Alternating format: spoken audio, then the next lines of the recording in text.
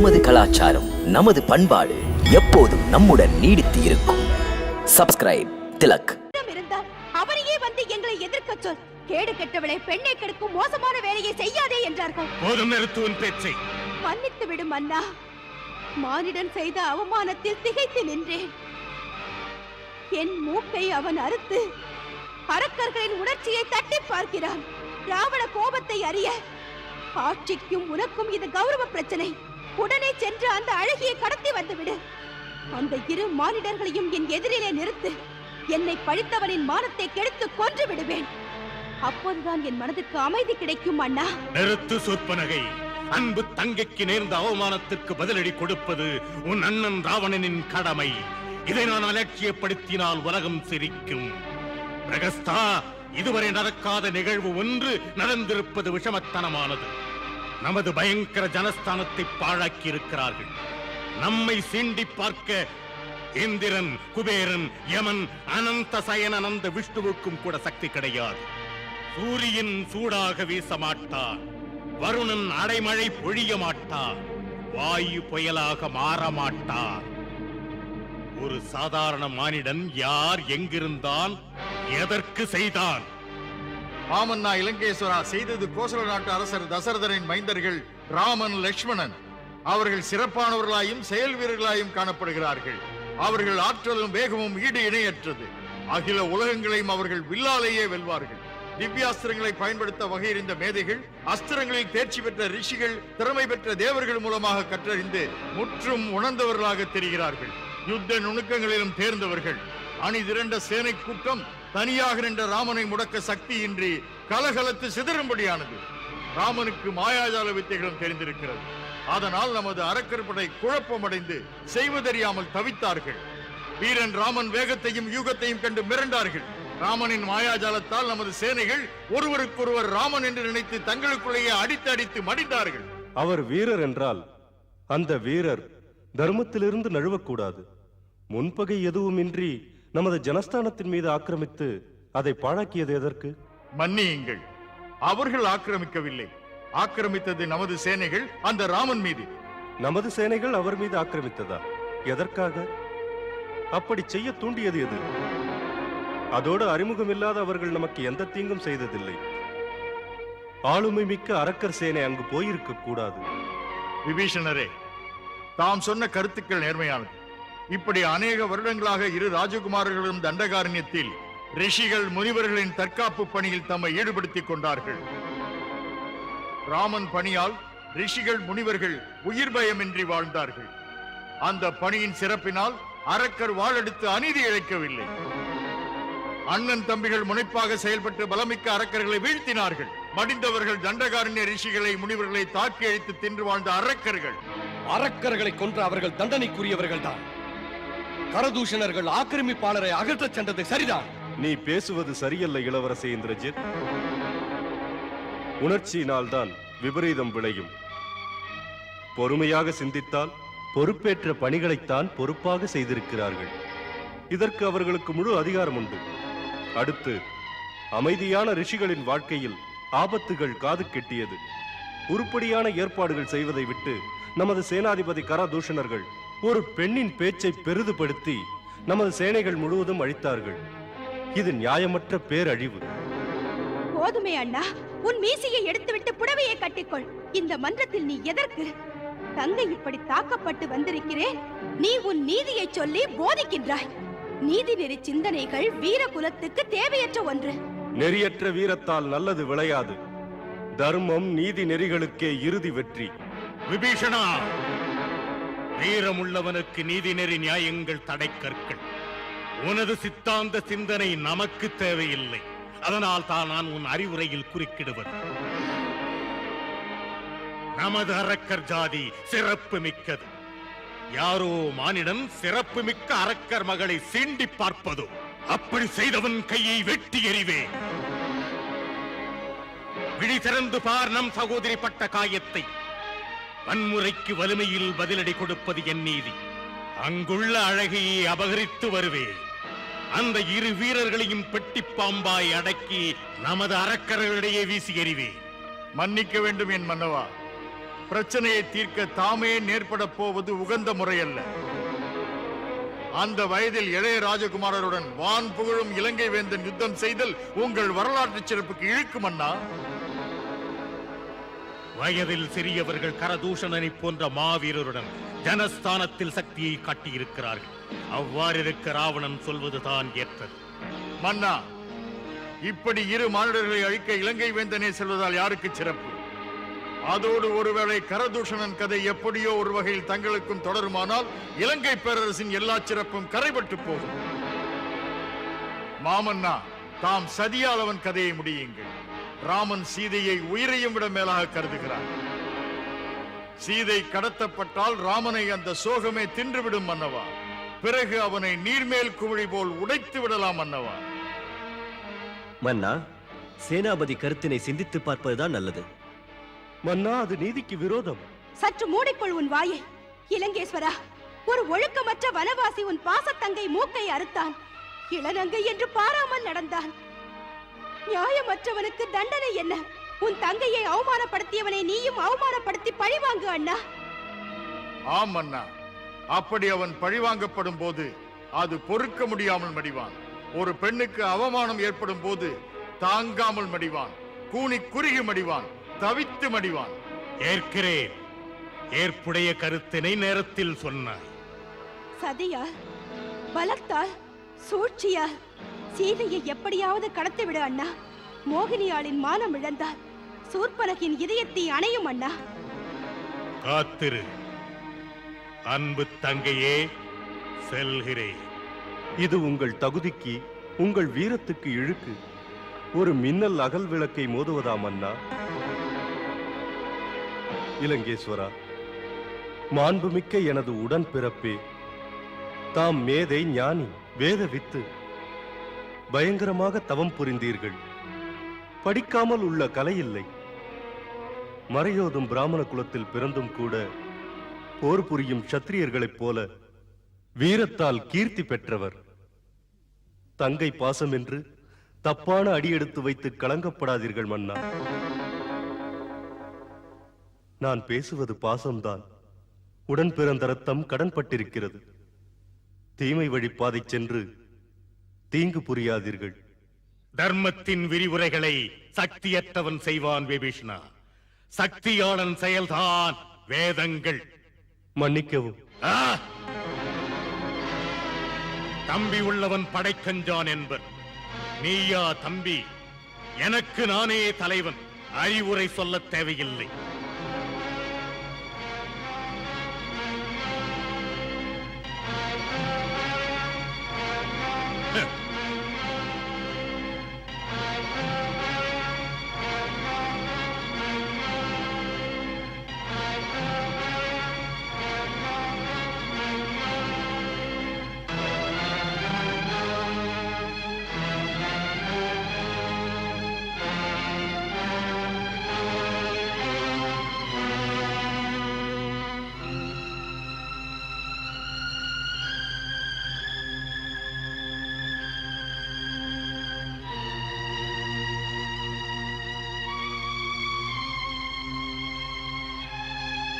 அண்ணா, இந்த தயக்கம் தடுமாற்றம் தேவையில்லை.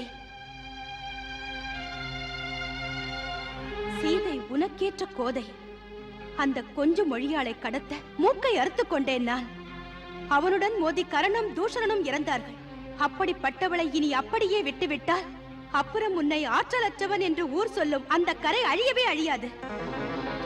ராஜநீதியே, எதையும் உடனே செய்துவிடு என்கிறது. பிறகு பார்க்கலாம் என்பது சரியல்ல. எதிர்ப்பாளி ஒன்றும் சாதாரணமானவன் அல்ல. அவன் தானே கரண் தூஷணனை மடியச் செய்தான். அவன் இதற்கு மேலும் வளர்வதற்கு முன்னால் தக்க முறையிலே அடக்குங்கள். தாம் அரசர். தாம் செய்யும் செயல்கள், அதன் பின் விளைவுகள் எல்லாம் இலங்கை மக்கள் தலைமீதுதான். தாம் எடுக்கும் முடிவுகள் தரம் தாழவே கூடாது மன்னா. உங்கள் ஆட்சி மண்டபத்தில் விபீஷ்ணரும் இப்படியெல்லாம் சொன்னார் என்றார்கள். விபீஷ்ணர் ஆண் இல்லை அண்ணி. அவர் ஒரு கோழை. அவருடைய ரத்தத்தில் வீரம் துளி கூட இல்லை. மண்டோதரி அண்ணி, இப்படி ஒரு அண்ணன் எனக்கு எதற்கு? அவருக்கு மீசை எதற்கு? அலங்கார பதவி எதற்கு? மன்னா, சீதை கிணையாக அதிரூப சுந்தரி இங்கே அந்தப்புரத்தில் இருந்தால் உன் பெருமைக்கு அது மேலும் பெருமை. சீதையின் பேரழகை ஒருமுறை நீ பார்த்தால் காலமெல்லாம் கண்கள் வேறெதையும் பார்க்கவே விடாது. பெண்களையே பித்தாக்கும் பேரழகி. சூர்பனகை, நங்கையின் இதயத்தில் இருப்பது என்னவென்று நங்கைக்கு தெரியாதா? பேசாதே இனியும். நீ போய் மூக்கர்ந்து வந்ததற்காக திறமையில் இமயம் போன்ற உன் அண்ணனை திருடனைப் போல் செயல்படச் சொல்வதோ? சுவாமி, தங்கை சொன்ன பேரழகி தங்களுக்கு தேவை என்றால் ஒரு வீரனைப் போல யுத்தம் புரிந்து அடையுங்கள். ஒரு திருடனைப் போல் கொண்டு வந்தால் உங்கள் புகழுக்கு ஏற்றதா? சுயநல உணர்வில் நான் சொல்லவில்லை. உங்கள் புகழ் கெடக்கூடாது என்று சொன்னேன். பிறன்மனை நாடினால் அந்த பாவம் உங்களை தலைநிமிர விடாது. எனக்கு அறிவுரை. மகாராணி அளவோடு பேசு. ஒரு சாதாரண மனிதனுக்கும் சக்கரவர்த்திக்கும் வித்தியாசம் உண்டு. ஒரு சாதாரண மனிதன் அடுத்தவன் மனைவியை நினைத்தாலே அது பாவமாகும். மன்னவன் என்றால் நாட்டின் உடைமையெல்லாம் அவனது உரிமைதான். சீதையும் எனக்கு உரிமைதான். காட்டிலே இருப்பவனுக்கு அழகு மனைவி எதற்கு? இலங்கை வேந்தனின் இன்பபுரி ராணியவள். என்னை தடுக்க யாருக்கு உரிமை இல்லை. இலங்கை அரசன் இதயத்திற்குள் படிந்து விட்ட ஆசை இது. எப்படியும் முடிப்பே. இலங்கேஸ்வரன் நினைத்தால் நடந்தே தீரும். பாவம் ஏது, இதில் புண்ணியமேது?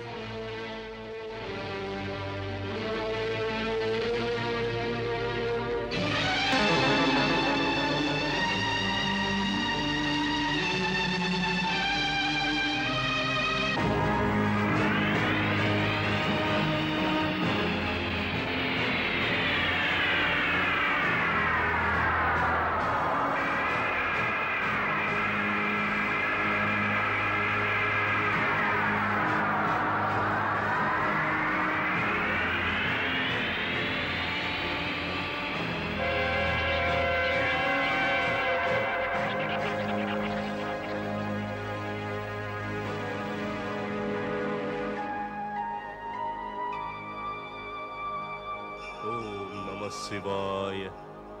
ஓம் நம சிவாய. ஓம் நம சிவாய. ஓம் நம சிவாய. மரிசா,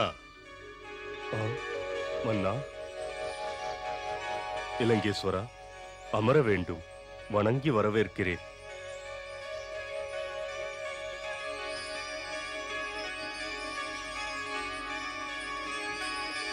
மன்னா, இருக்கையில் அமருங்கள்.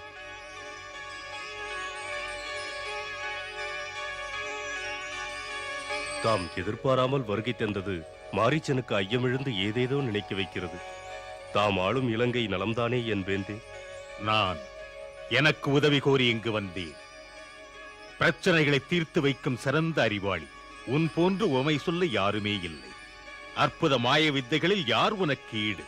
உனக்கு நடிப்பதும் நாடகமாடுவதும் உன் உதரத்திலேயே ஊறி வளர்ந்த கலைகள். கோட்டை வேந்தன் குடிலை தேடி வந்தது உன் அறிவுக்காக. மன்னியுங்கள் மன்னா. மாரீச்சன் மாயாவி வித்தை முழுவதும் விட்டுவிட்டேன். சித்த மலங்களை கிள்ளி எறிந்து மகேச தியானத்தில் இருக்கிறேன். இப்போது எஞ்சிய வாழ்வை கைலாயபதியை ஆராதித்து துறவி போல பக்குவப்பட நிச்சயித்துக் கொண்டுள்ளேன். மன்னித்து விடுங்கள். மாரீச்சனை அழுக்கு வழிகளில் இழுத்து விடாதீர்கள். மரிசா, அரசன் பணிந்து கேட்டார், ஆணையிடுகிறான் என்ற அர்த்தம். அவன் ஆணையை தவிர்க்க நினைத்தான் என்ற நிலை எழுந்தால் அரசனை அவமதிக்கிறான். அரசன் ராவணனை அவமதித்தால் அதன் பலன் உனக்கு தெரியுமா? அதை நான் எடுத்துச் சொன்னால் வாழ்க்கையே மாறிவிடும். தாம் மிக்க கலக்கத்தில் இருக்கிறீர்கள். அது சரி, தமது இந்த நிலைக்கு காரணங்கள் என்ன? அதற்கு இந்த மாரீசன் செய்ய வேண்டியது என்ன? மாரீசா, ஒரு மானிடன் நம் குலத்திற்கு அறைகூவல் விடுத்திருக்கிறான். கரதூஷணனை மடியச் செய்து. ஒரு மானிடனா? யார் அவன்? அந்த அயோத்தியின் ராஜகுமாரன் ராமன். அவனுடைய தம்பி லட்சுமணன் தன் மனைவி சீதையுடன் பஞ்சவடிக்கு வந்திருக்கிறான். அவன் எனது அன்பு தங்கை சூர்பனகை மூக்கை அறுத்திருக்கிறான். அதை தாங்காத சபையில் வந்து அவள் அழுதாள். நமக்கு மிக்க அதிர்ச்சி. என் அன்பு தங்கையின் வடிவத்தை சிதைத்து விட்டான். அவனுடைய அழகுமிக்க மனைவி சீதையை கடத்தி வந்து எமது ராணியாக்கிக் கொள்வேன். அந்த முடிவுடன் தான் இப்போது வந்திருக்கிறேன். அதற்கு நீ பரிவுடன் எனக்கு உதவ வேண்டும். உதவியா? நீ உன் மாயையினால் அழகுமிக்க மானாக வடிவெடுத்துக் கொள். பொன் வண்ணத்தில், கண் கவரும் வடிவத்தில்.